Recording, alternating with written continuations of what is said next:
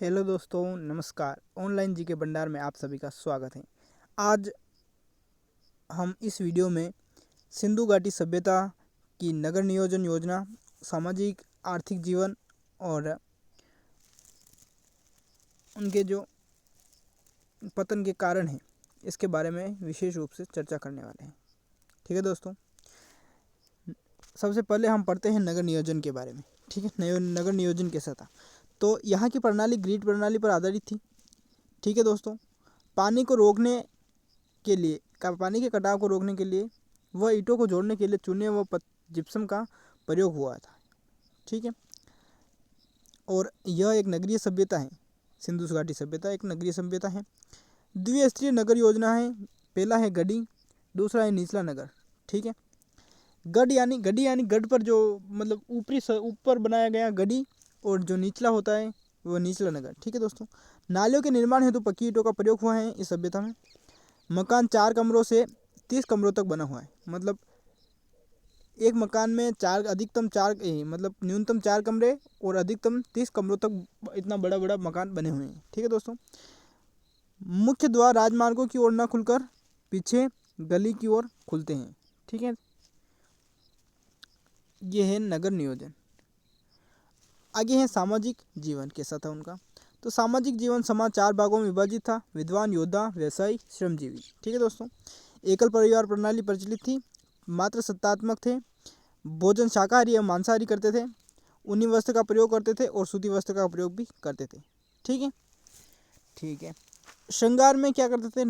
धनी लोग तो आभूषण में स्वर्ण, चांदी, कीमती पत्थर, हाथी दांत के आभूषण पहनते थे। ठीक है, गरीब लोग क्या करते थे? गरीब लोग तांबे, अस्थि, सीप द्वारा निर्मित जो आभूषण होते थे उनको पहनते थे। ठीक है दोस्तों, खेल कौन सा खेलते थे? खेल है शतरंज, संगीत, नृत्य, जुआ आदि से मनोरंजन करते थे। ठीक है दोस्तों, अंतिम संस्कार किस प्रकार से करते थे? तो अंतिम संस्कार जमीन में दफनाकर करते थे, और पूर्ण स्वादान के भी जो अवशेष मिलते हैं, आंशिक स्वादान के भी अवशेष मिलते हैं, कलश स्वादान के भी अवशेष मिलते हैं। ठीक है दोस्तों, और पुनर्जन्म में विश्वास करते थे।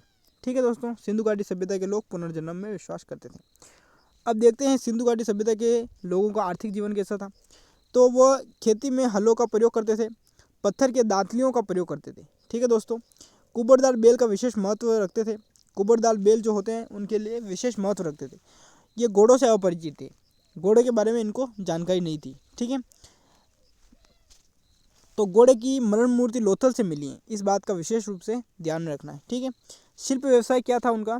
तो शिल्प व्यवसाय की बात करें हम तो सर्वप्रमुख व्यवसाय कुम्हार वाले जो मटके बनाने के कार्य होते हैं, ईंट बनाने के हो गए, या फिर कुंभकारी मान लो, जो मिट्टी से निर्मित कोई भी बर्तन वगैरह बनाते थे उसको बोलते कुंभकारी।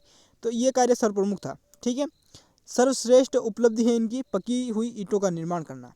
ठीक है दोस्तों, सोने, चांदी, तांबे, कांसे आदि धातुओं की इनको जानकारी थी। ठीक है दोस्तों, इस बात का विशेष रूप से ध्यान रखना, इनको किस किस धातु की जानकारी थी। ठीक है, ये प्रश्न अधिकतम पूछे जाते हैं कि सिंधु घाटी सभ्यता के लोगों को किस धातु के बारे में जानकारी थी। ठीक है दोस्तों, तो उनको सोने के बारे में जानकारी थी, चांदी के बारे में जानकारी थी, तांबे के बारे में जानकारी थी और कांसे के बारे में जानकारी थी। ठीक है दोस्तों, वाणिज्य व्यापार। ठीक है, वाणिज्य व्यापार में हम पढ़ते हैं तो वो उनका व्यापार कहाँ कहाँ तक करते थे।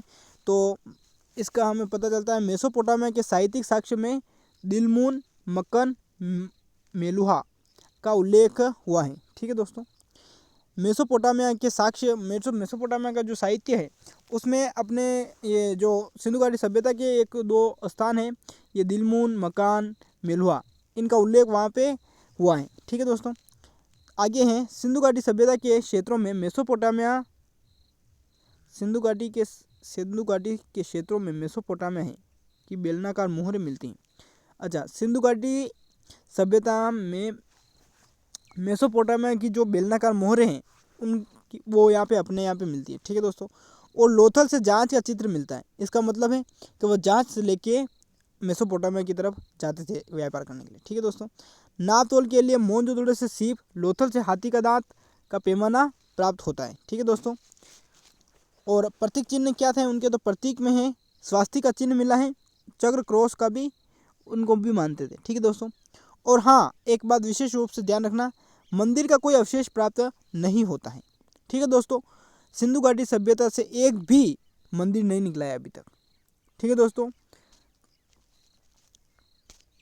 आगे हैं उनकी लिपि कौन सी थी। तो सबसे बड़े अक्षर मिलते हैं, लिपि सबसे बड़े अक्षर मिलते हैं।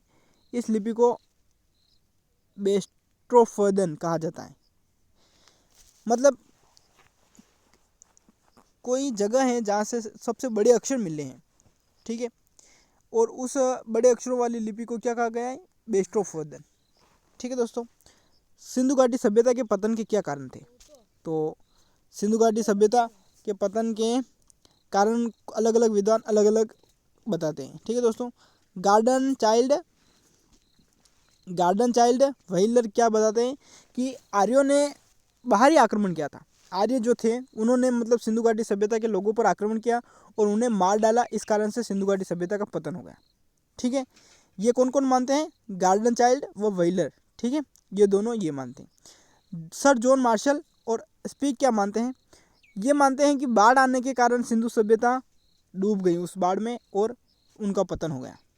ठीक है दोस्तों, और ओलेज स्टाइन और अमलानंद घोष क्या मानते हैं कि जलवायु परिवर्तन हो गई, इस कारण से उनकी सभ्यता का पतन हो गया। ठीक है दोस्तों।